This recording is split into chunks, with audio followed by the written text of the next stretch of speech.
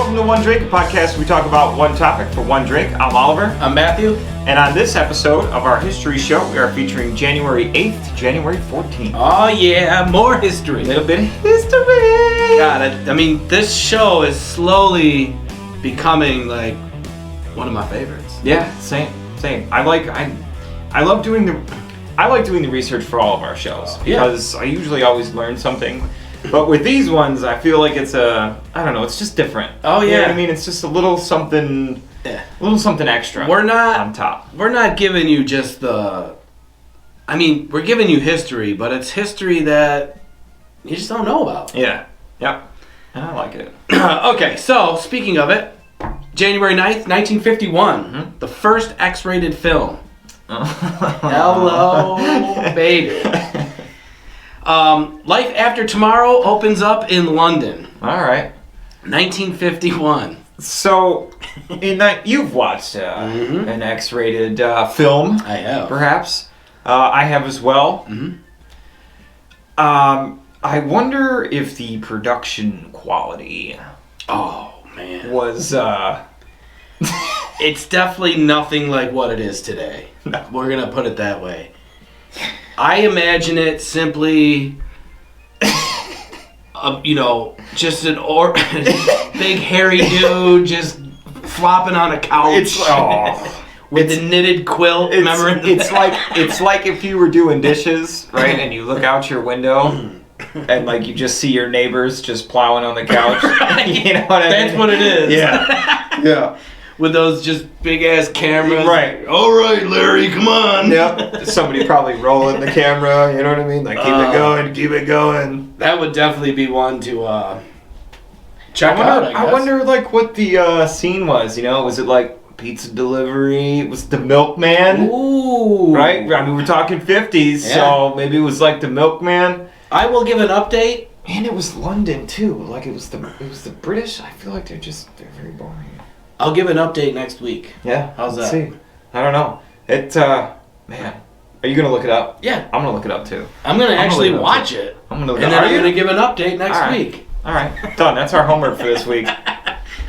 You know, it's a tough job we have here on One Drink. It is. You know what I mean? But this is research. This has to be done. This is research. For the show. It's got to be thorough. For the people to know. It's got to be thorough. Because I'm sure that you guys want to know what this video is like. Life After Tomorrow. Life After Tomorrow. All right. Well, let's see what you got, London. All right. January 8th, 1935. The King is born. Oh, I like it. Tupelo, Mississippi. I like it. Elvis Presley. He was amazing. Yeah. I don't usually do a lot of birthdays. When I'm doing the research on these, I always come across like a lot of birthdays of famous people. Yeah. I rarely ever put one There's so many. Put one of those in. Yeah, and some of them I'm like, whatever. It's right. Like, but you know, I mean Elvis. I mean, come on, You it's know, Elvis. The guy changed. He changed everything. He changed the game completely. Yeah. So, and he did it with style too. I mean, the guy bought 100 Cadillacs. Dude, it was great. I remember watching this video, and he's doing an interview, and, he's like, Elvis, just big rings, gold rings, just bam. Yeah. Each finger. Huge, gaudy ones, too. The necklace. Yeah. I mean, he had the shades, of course. Yep. He was just rolling in the dough. Yeah. I love that he didn't care about No. anything. You know what I mean? Nothing. He was like a philanthropist too. Like, he gave away Oh, yeah. a lot of money and helped a lot of people, and Yeah. he was a great guy. He was. Great guy. Unfortunately, he met an early demise in 77. I know. But, there's always that conspiracy out there that he's not really dead. Or that he just went home. Right. To Pluto. Oh. Wherever. Pluto. They think, yeah. Well, can we say Pluto anymore? Like, technically, Pluto's not a planet anymore. Let me tell you something. I learned in school that there's 9 planets, okay? Not 8. So, Yeah? Pluto's a planet to me. It'd be cool if we could interview him. If he's alive, well, he wouldn't. I was born. If anybody watching this knows if Elvis is still alive, let him know that One Drink Podcast would like to have him on the show. It'd probably be the most prestigious interview he ever did. It'd be great. Yeah. He would love it. He would love it. I would definitely borrow some people's gold rings or something. Oh yeah, just emulate them. I get one of those suits. Oh yeah, with all the rhinestones on it and shit. Be like, yo, Elvis, what up? Great. You'd be like, why the fuck are you guys dressed like me? Right. You guys are assholes. I'm definitely having play guitar for us though. Of course. It'd be pretty cool. I'd be over there dancing like Forrest Gump. I mean, everybody swinging my hips. Forrest. All right, so we're going to go to January 9th, 1811, the first women's golf tournament. Ah, very nice. It was held in Scotland. Place of its origins. Yep. And I went to a couple pro golf tournaments watching the women, and they're damn good. The size does not matter. No, in golf. I mean, you know, you're an avid golfer. Yeah. It's all technique. You know, a 5'6", 135-pound guy can out drive you if they got a good swing. Yep. And I mean, yeah, hardest sport in the world. But I did golf with this woman over the summer. Fairway Fawn. I remember you telling me about her. She was just every time up the middle. Tink, tink. Perfect Tink. shots every time. Every time. Up on the green, putts in. She was great. I remember you telling me about her. She subscribed to the show, remember? Yeah. You were like, yo, someone just said something, a comment. Yeah. And you were like, who? I was like, I don't know who that was. And then I ran into her at Wegmans. And she's like, Matt. And I was like, Fairway Fawn. And she was like, that was me commenting on your show. I was like, yes. Because I gave her a card. I was like, hey. There you go. Check it out. That's awesome. All right, so I'm taking you to January 10th, 1863. The world's first underground railway service opened in London. The Metropolitan line went between Paddington and Farringdon. Nice. Yeah. What year was that? 1863. Well before the first X-rated film. Oh yeah, well before. But you know, I mean, just London is all over our history this week, man. They're crushing us right now. It's not purposely done because I don't know what stories you're gonna do. Crushing us. I get it. It's awesome. So January 11th, 1908, the Grand Canyon is declared a national monument, I guess. Theodore Roosevelt declares the Grand Canyon a national monument, declaring, "Let this great wonder of nature remain as it is now. Do nothing to mar its grandeur. Damn it. Close. Sublimity and loveliness. You cannot improve on it." I wish I could have said it as cool as him. Well, you know, I mean, with the help. You know, it's Teddy, though. I know. You know, but I've never been to the Grand Canyon, but... I've never been either. It would be so cool to, like, see in person. Yeah. But this is in 1908, right? Mm-hmm. They're just declaring it. Yeah. I wonder how long that's been there. You know what I mean? So, I read a thing the other day. I mean, it's hundreds of millions of years old. Yeah, that the river has been flowing through and creating that canyon. It's amazing to me that, I mean, obviously, you know, with time, I mean, anything's possible, but just the fact that a river flowing on some rocks can carve its way big, like the Colorado River does. Yeah. You know, in the Grand Canyon, it's amazing to me.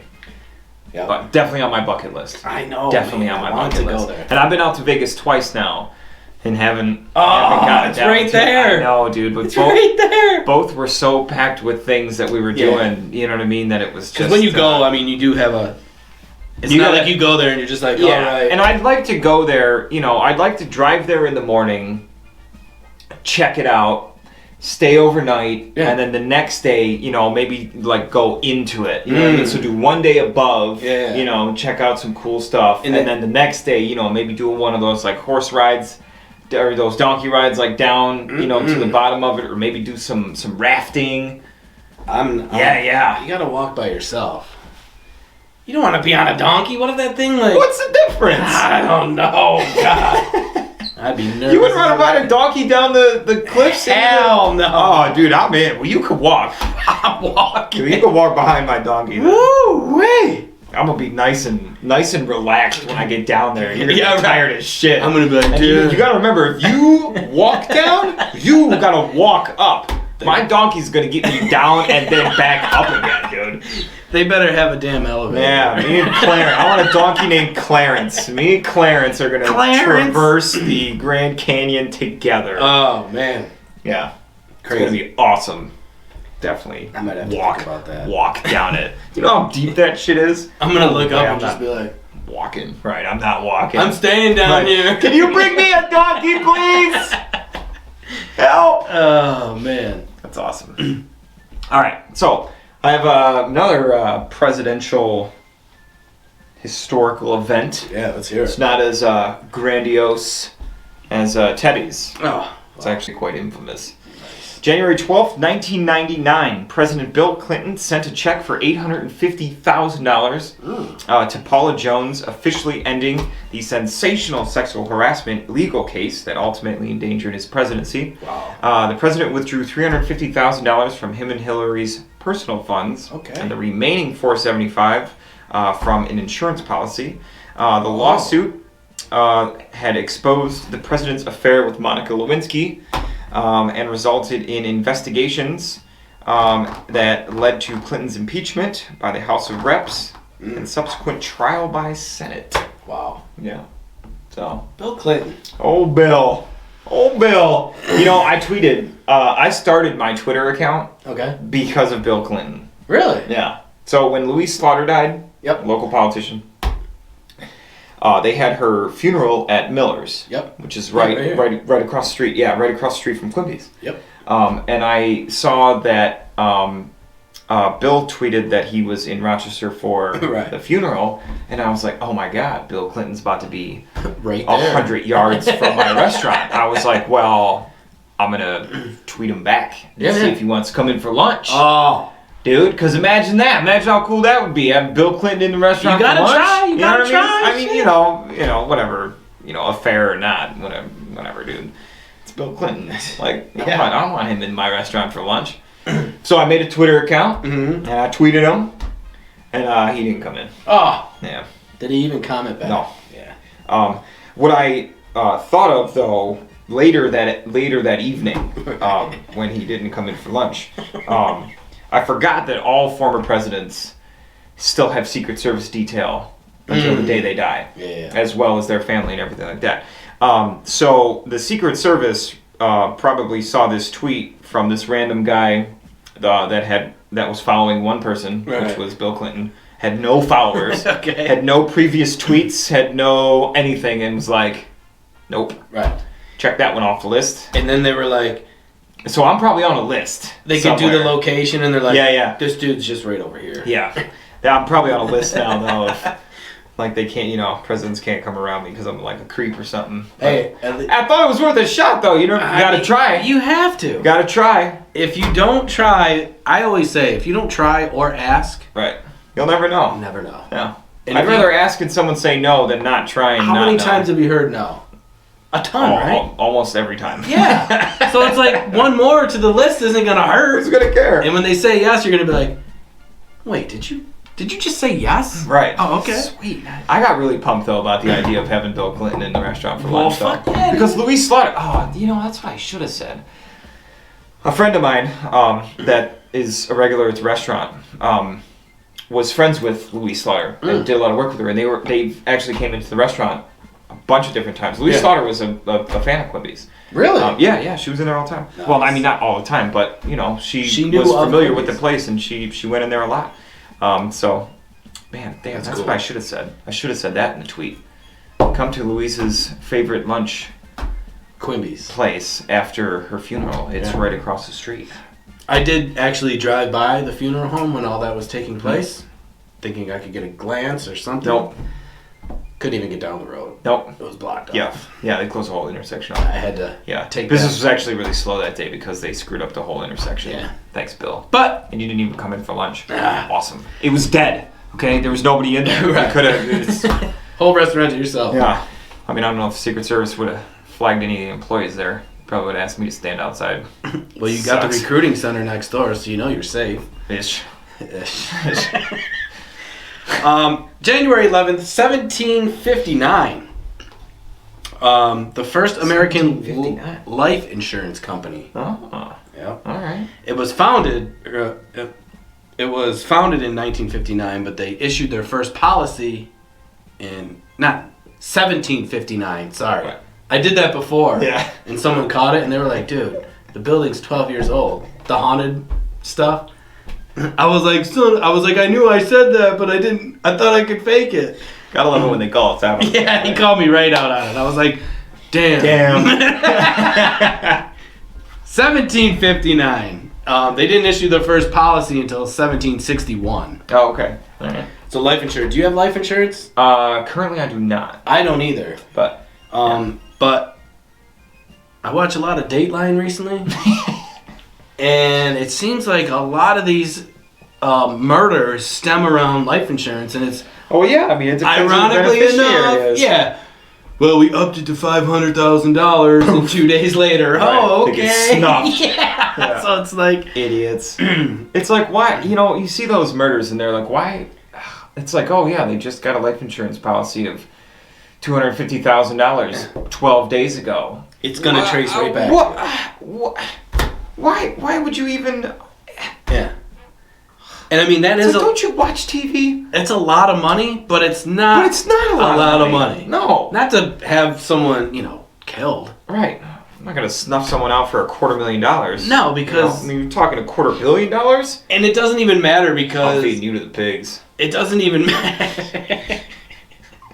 Because no matter what, they're tracing you right back to it. Yeah. And especially these days too, man. Like with the advancements that's been made. Can't get away with shit. I feel like it's rare. Yeah. If you get away with a murder, it's kind of like you're 4 blocks over with the greatest sniper rifle. Yeah, but you And know you- what? They'll but- trace the bullet and they'll trace this. But I'm and they'll saying trace then you that. have to be. I mean, you have to be. I don't. You're not. We already know how to You're commit the busted. perfect murder, so. Right. Which, and I already Gators and blew pig. that because all I gotta do is watch my show now and be like, oh, cool. Mac, the local man devoured by pigs. And then somebody comes across my podcast and they're like, oh, Ollie did it. Right. And it's weird. They just got a life insurance on Matt. What? Who's the beneficiary? Right. His business partner and co-host. Oh, let's watch their show and see how to commit the perfect murder. Incriminating evidence? Local man arrested for murder.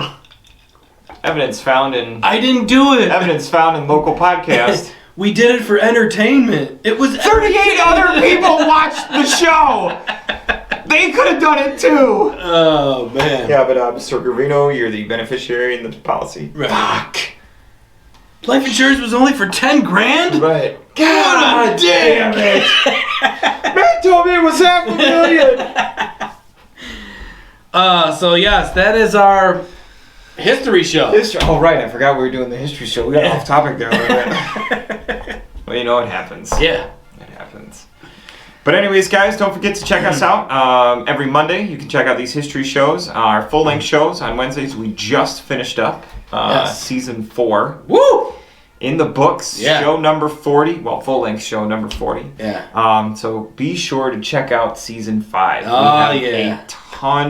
a ton of new stuff coming out. Keeps us motivated. Yeah, I mean, be on the lookout for possible merch. Yep. Be on the lookout for our brand new website. Mm-hmm. Be on the lookout for a possible new logo. Yeah. Gonna be hitting it. So lots of new stuff. Got a bunch of different guests slated for season 5. Yep. It is going to be one to remember. It's gonna be cool for sure. Yeah. And we still have tons and tons and tons of more fun and interesting, crazy, weird history. Yeah. Absolutely. I was running out of words. That's all right. All of that and more. But anyways, guys, thank you so much for loving the support over the last 10 months. Yeah. Over the last 4 seasons. It has been an incredible ride for us. A year is coming up. Yeah. And we can't wait for season 5. We hope that you are just as excited as we are. Yeah. Yeah. So from both of us, guys, cheers. See ya. Catch you on the next one.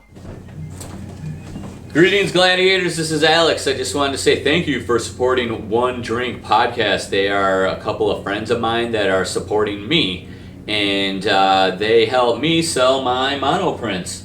These are my mono prints. I make all these to be unique. They are all one of one, so when I print them, I make sure my graphics are laid down in different spots every time. And these thick hoodies all get the headpiece, so that's pretty cool, I think. Cheers to that. Also, I just wanted to let you know, there is a discount code for you guys, One Drink. If you punch that in as you're checking out, you get 15% off. So I will see you soon, and thanks again for the love. Peace.